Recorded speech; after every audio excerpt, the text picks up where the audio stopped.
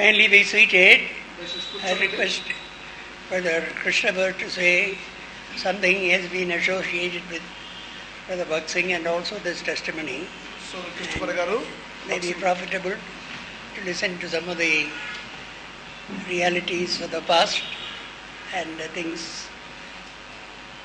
that concern us now with you.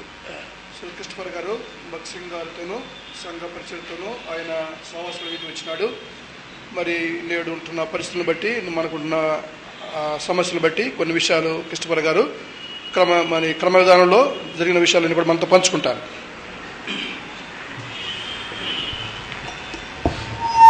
అయితే ఇక్కడ మనం చదువుకున్న మాట ఏంటంటే కీర్తనలు 103వ అధ్యాయము 2వ వచనంలో, నా ప్రాణమా యెహోవాను సన్నిధించుము, ఆయన చేసిన ఉపకారంలో దేనిని మరవకు. ఆయన ఎన్నో ఉపకారాలు చేసినాడు. మనుషులకే కాదు దేవుడు ఉపకారాలు చేసేది. ఎవరికి చేస్తాడు? జంతువులకు కూడా చేస్తాడంట.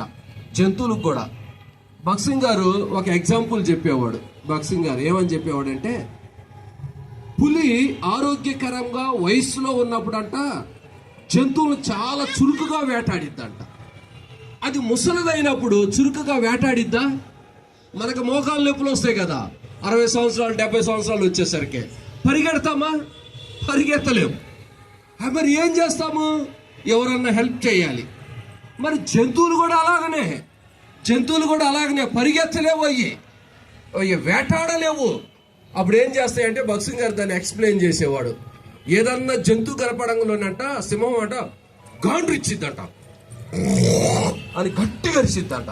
ఆ అరుపు కంట ఈ జింకలు చిన్న చిన్న జంతువులు ఏం చేసాయంటే ఆ సింహపు యొక్క స్వరం ఎప్పుడైతే విన్నాయో అలాగనే కూర్చున్నాయంట.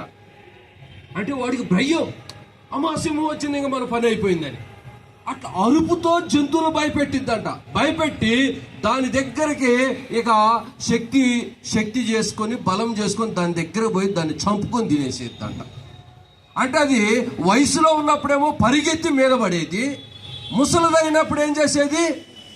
దాని యొక్క గాంభీర్యత్వాన్ని భీకరత్వాన్ని కనుపరిచి అరిచి భయపెట్టి ఆ జంతువులు చంపేసిద్దంట. కనుక జంతువులు కూడా ఏం చేస్తాయంటే ఆ అరణ్యములో ఆహారం దొరకనప్పుడు దేవుని సన్నిధిలో కేకలు వేస్తాయంట. పక్షులు ఉదయాన్నే లేచి దేవుని స్తుతిస్తాయంట. కనుక మరి అన్నకు వచ్చిన ఉపద్రవం చాలా భయంకరమైనది. దాంట్లో దేవుడు కాపాడినాడు, రక్షించినాడు. దాని మూలంగా ఇప్పుడు మనము దేవుని స్తుతించవలసిన వారమై ఉంటున్నాం. దేవుడు చేసిన ఉపకారాలను జ్ఞాపకం చేసుకుంటున్నాం. హాస్పిటల్లో చాలామంది అన్న బెడ్ మీద ఉన్నప్పుడు చాలామంది ఫోన్లు చేయకపోవచ్చేమో, కానీ తర్వాత ఆయన రికవర్ అయిన తర్వాత కొంత కాన్షియస్లోకి వచ్చిన తర్వాత అందరికి వాట్సాప్ మెసేజ్లు పెట్టాడు. కనుక అదేంటంటే దేవుని యొక్క కృపను బట్టి, దేవుడు చేసిన మేలును బట్టి దేవుడు మరలా మొదటి స్థితిలోకి తీసుకుని వచ్చినాడు. అయితే చివరికి ఒక మాట చదువుకుంటాం. అదేంటిదంటే సమూయేలు గ్రంథం, మొదటి సమూయేలు